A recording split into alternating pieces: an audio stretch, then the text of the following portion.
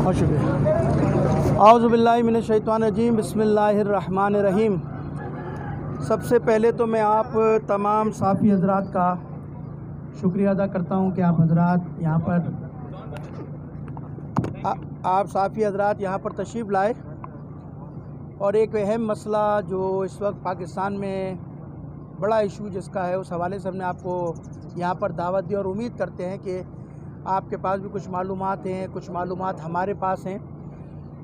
دعا زہرا کے اغوا کے کیس کے حوالے سے جو ایک سلسلہ شروع ہوا، گزشتہ کئی مہینوں سے ہم صورتحال کا جائزہ لے رہے تھے مسلسل، اور صورتحال کو بڑی گہرے نگاہوں سے دیکھ رہے تھے۔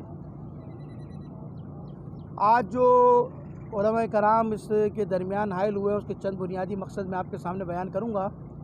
اس وقت ہمارے درمیان علماء کرام بھی موجود ہیں، خطبہ بھی موجود ہیں، ہمارے قومی ادارے کے حضرات بھی موجود ہیں، ہمارے ساتھ قاضی نورانی صاحب بھی موجود ہیں۔ ایک دو سنی علماء کرام اور بھی راستے میں آ رہے ہیں، تاخیر ہو گئی کیونکہ مجھے بھی ابھی سلسلے میں اسلام آباد جانا ہے یہیں سے ڈائریکٹ، تو اس لیے تاخیر کی زیادہ کر نہیں سکتے، آگے مجھے بھی سفر ہے۔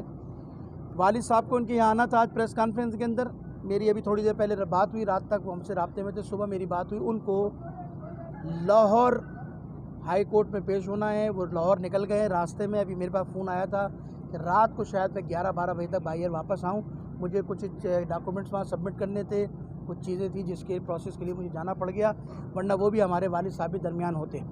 بہرحال آج کے پریس کانفرنس کا مقصد دعا زہرا کے حوالے سے، دیکھیے ہمارا آج پریس کانفرنس میں جو بنیادی جو گفتگو ہے وہ گفتگو ہے، نہ ہم پہلے واضح کر دوں آپ کو، نہ ہم کوئی عدالت کے خلاف کوئی بات کرنے کے لیے جمع ہوئے ہیں، نہ کوئی ہم ریاستی اداروں کے خلاف کوئی بات کرنے کے لیے یہاں جمع ہوئے ہیں، نہ دوسرے حوالے سے ہم یہاں جمع ہوئے ہیں۔ بڑا سیدھا سادہ اور بڑا ایک معقول سا ہمارا چند سوالات ہیں، اور وہ سوالات وہ ہیں کہ جو اس سارے پروسیس سے، چاہے وہ عدالتی پروسیس ہو، چاہے وہ انویسٹیگیشن کا پروسیس ہو، چاہے وہ ان کے والدین کے پاس جو سرکاری نادرہ کے سرٹیفکیٹ ہوں، اس کے دیکھنے کے بعد جو ایک صورتحال سامنے آتی ہے، تو ہم علماء کرام نے کیونکہ کچھ دن پہلے ان کے ساتھ بیٹھ کے، والدین کے ساتھ بیٹھ کے ایک اجلاس کیا تھا، میٹنگ کی تھی، اس کے حقائق کو سمجھنے کی کوشش کی تھی، ان سے ملاقات کے بعد، سرکاری ڈاکومنٹس دیکھنے کے بعد، سرکاری فیصلے دیکھنے کے بعد، تو ہمیں اندازہ ہوا کہ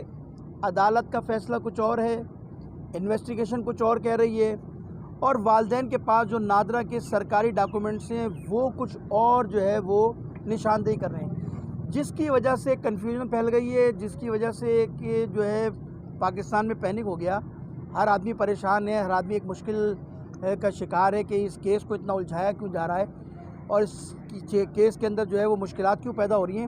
دیکھیے شرعی طور پہ دو باتیں میں آپ کو بتا دوں، شرعی طور پر لڑکی کا بالغ ہونا ضروری ہے، ٹھیک ہے، لڑکی شرعی طور پر بالغ ہے۔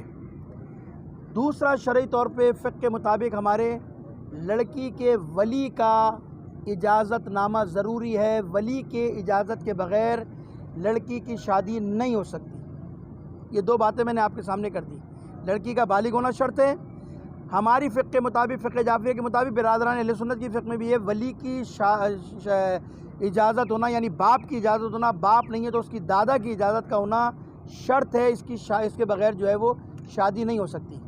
یہ شرعی میں نے شرعی طور پر آپ کو بتا دیا مسئلہ۔ ایک مسئلہ ایک اور بھی شرط ہے، وہ ہے رشد ہونا، لڑکی کا جو ہے نا سمجھدار ہونا، معاملہ فہم ہونا، جی ہاں وہی رشیدہ ہونا، اس کی رشد کی منزل پہ پہنچنا، یعنی سمجھدار ہو، عاقل بالغ تو ہے لیکن سمجھ رکھتی ہو، سوچ بوجھ رکھتی ہو، معاملہ فہم ہو، یعنی ایک چھوٹی چھوٹی بچیوں کو عقل ہی نہیں ہے، شعور نہیں ہے بیچاری، وہ اپنا کیا فیصلہ کریں گی۔ تو یہ چند شریعت کی شرائط ہیں جس کے تحت جو ہے وہ لڑکی شادی کر سکتی ہے۔ لیکن ایک مشکل جو ہمارے یہاں پر آ رہی ہے وہ آ رہی ہے قانونی پیچیدگیاں اور قانون کے جو تقاضے ہیں اس کے اندر تصادم اور تضاد نظر آتا ہے۔ پہلا مسئلہ یہ ہے کہ دیکھیے پاکستان ہے، پاکستان کے اندر یہ جو قانون بنا ہے وہ ظاہری بات ہے اسلام کو سامنے رکھ کے بنایا نا، لیکن حیرت اس بات پر ہے کہ پسند کی شادی کے لیے سندھ کا قانون کچھ اور ہے، پنجاب کا قانون کچھ اور کہتا ہے، یہاں کا قانون 18 سال کی شرط ہے، وہاں کہتے ہیں 16 سال کی شرط میں شادی ہے۔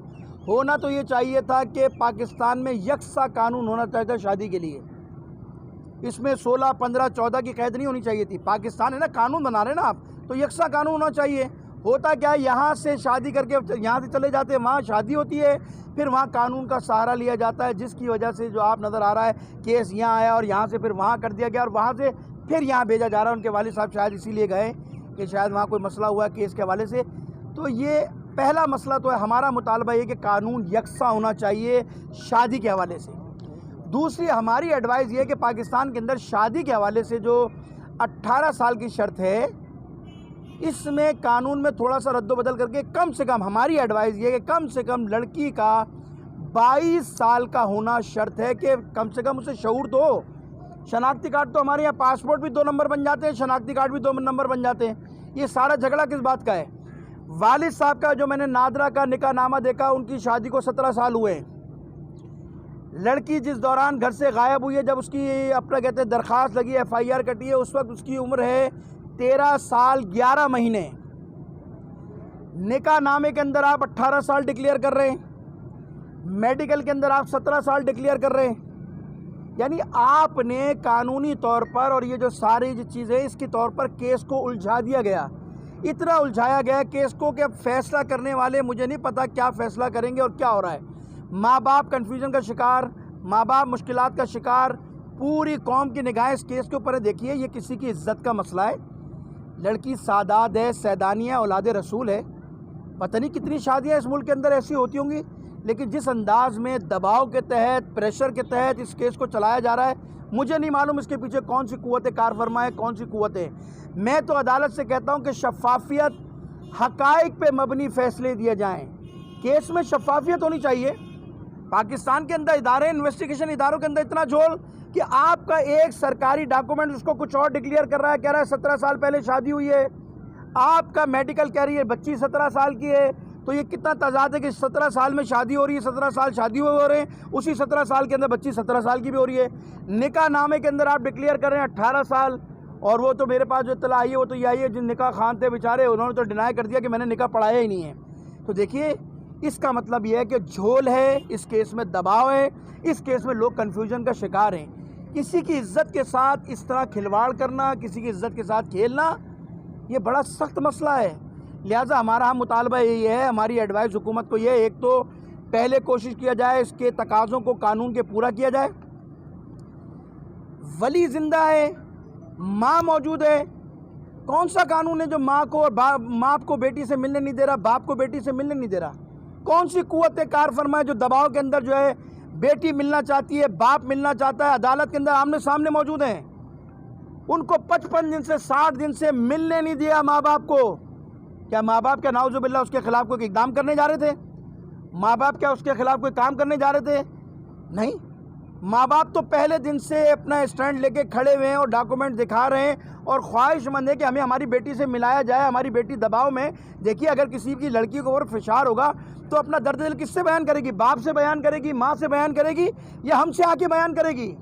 ماں باپ کو ایکسیس نہیں دی جا رہی، ماں باپ سے ملاقات نہیں کرائی جائے۔ عدالت میں جو کچھ تماشا ہوا، آپ مجھے ایمانداری سے بتائیے، کیا یہ انسانی اخلاقیات کے منافی نہیں ہے؟ کیا یہ شریعت کے منافی نہیں ہے کہ ماں کو گھسیٹا جا رہا ہے، ادھر بچی کو پولیس والے گھسیٹ رہے ہیں؟ ایک تماشا آپ نے بنا دیا ملک کے اندر۔ قانون ایک فیصلہ کرتا، ماں باپ کو ایکسس دیتا کہ جائیے فلاں امان خانے میں، دارالامان میں، جہاں بھی آپ نے رکھا ہے وہاں بچی موجود ہے، آپ جا کر اس سے ملیے۔ ماں باپ کھلے اس سے ملتے۔ اگر بیٹی کو، اگر بالفرض بیٹی کہتی کہ میں لڑکے کے ساتھ رہنا چاہتی ہوں، تو ماں باپ کو کوئی کنفیوژن نہیں ہوتی۔ لیکن ایک طرف آپ دباؤ ڈال کے اس سے بیان دلوا رہے ہیں، ماں باپ سے اس کو کھینچا جا رہا ہے، گھسیٹا جا رہا ہے، جس کی وجہ سے یہ کیس جو ہے مشکلات کا شکار ہو رہا ہے۔